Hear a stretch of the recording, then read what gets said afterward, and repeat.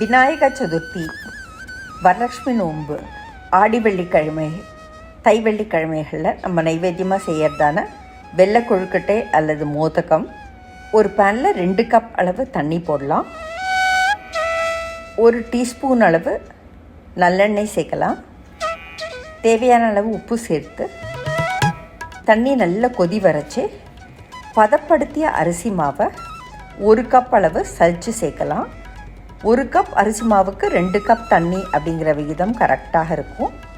நல்ல தண்ணி கொதி வரைச்சி இந்த மாவை அப்படியே தூவின மாதிரி நம்ம அந்த தண்ணியில் போட்டு அப்படியே அது பேனை விட்டு ஒட்டாமல் நல்லா வெந்து வரணும். அந்த அளவுக்கு கலரெல்லாம் கலர் மாதிரி அது வெந்து வர வரைக்கும் நம்ம கலரெல்லாம். பதப்படுத்தின அரிசி மாவு ரெடிமேடாக கடைகள்லேயும் கிடைக்குது, நம்ம வீட்லேயும் தயாரிக்கலாம். பதப்படுத்தின அரிசி மாவு அல்லது கொழுக்கட்டை மாவு எது வேணாலும் நம்ம ஸ்டோர்ஸ்லேருந்து வாங்கியும் யூஸ் பண்ணலாம். ஸோ இந்த மாவை இப்போ ரெடி ஆகிடுச்சு. இதை ஒரு காட்டன் துணியில் போட்டு அப்படியே சுற்றி வைக்கலாம். மீன்வைல் ஒரு பேனில் கொஞ்சமாக நெய் போட்டு அதில் 1 கப் அளவு ஃப்ரெஷ்ஷாக துருவின தேங்காய் துருவலை சேர்க்கலாம். நல்ல தேங்காய் துருவலை மணம் வர பச்சை வாசனை போக லோ ஹீட்லேயே அடுப்பை வச்சு நல்லா வதக்கி 1 கப் தேங்காய் துருவலுக்கு 1/2 கப் வெல்லம் அப்படிங்கிற விகிதம் கரெக்டாக இருக்கும். பொடித்த வெல்லம். அந்த பொடித்த வெல்லத்தையே தண்ணியில் போட்டு கொதிக்க வச்சு வடிகட்டி தூசு மண் நீங்க அந்த வடிகட்டிய தண்ணீரை நல்ல தேங்காய் நெய்யில் வதங்கின உடனே சேர்க்குறேன். இப்போது இதை நல்ல ஒரு வாட்டி வதக்கி விடுறேன். ஸ்வீட் தூக்கி தெரியணுங்கிறதுக்காக 1 சிட்டிகை உப்பு, சுக்குத்தூள்,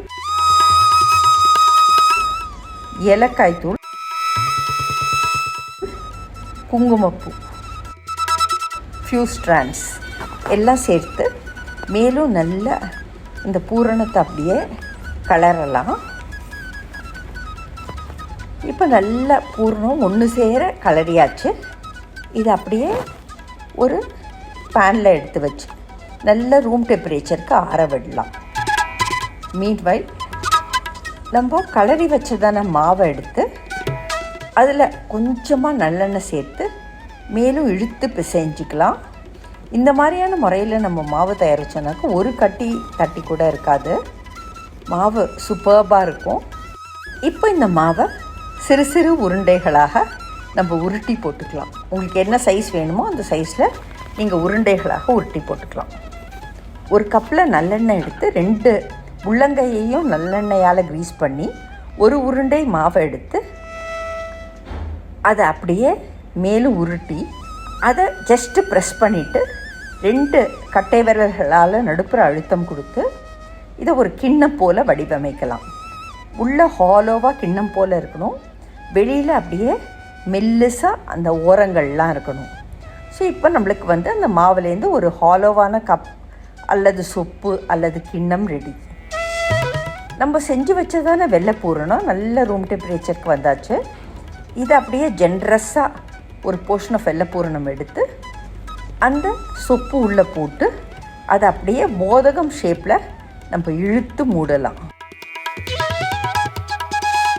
கொஞ்சம் கூட பூரணம் வராத அளவுக்கு இந்த மாதிரி மோதகமாக நம்ம ஷேப் பண்ணலாம்.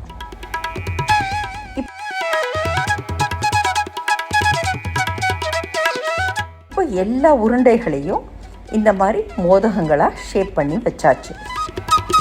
நான் இன்றைக்கி இதை ஒரு எலக்ட்ரிக் குக்கரில் ஸ்டீம் பண்ண போகிறேன். எலக்ட்ரிக் குக்கரில் தண்ணி போட்டு அதுக்கு மேலே ஸ்டீமிங் பாஸ்கெட் போட்டு அதுக்கு மேலே ஒரு வாழை இலையை போட்டிருக்கேன். இந்த வாழை இலையில் நம்ம செஞ்சு வச்சதான அந்த மோதகங்களை அப்படியே ஜென்டிலாக எடுத்து அதை அப்படியே அடுக்கலாம். ஒன்று மேலே ஒன்று படாமல் நம்ம அடுக்கிறது நல்ல அது ஒன்று மேலே ஒன்று ஒட்டாமல் எடுக்கிறதுக்கு ஈஸியாக இருக்கும். நீங்கள் வேணாக்கா கொஞ்சமாக நல்லெண்ணெயோ நெய்யோ போட்டு அந்த வாழை இலையை கூட க்ரீஸ் பண்ணிக்கலாம்.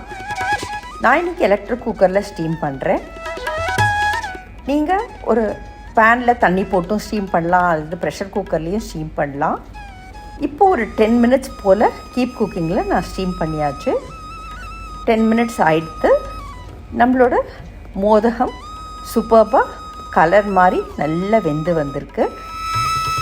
நைவேத்தியத்துக்கு மோதகம் அல்லது வெள்ளை பூரண கொழுக்கட்டை தயார்.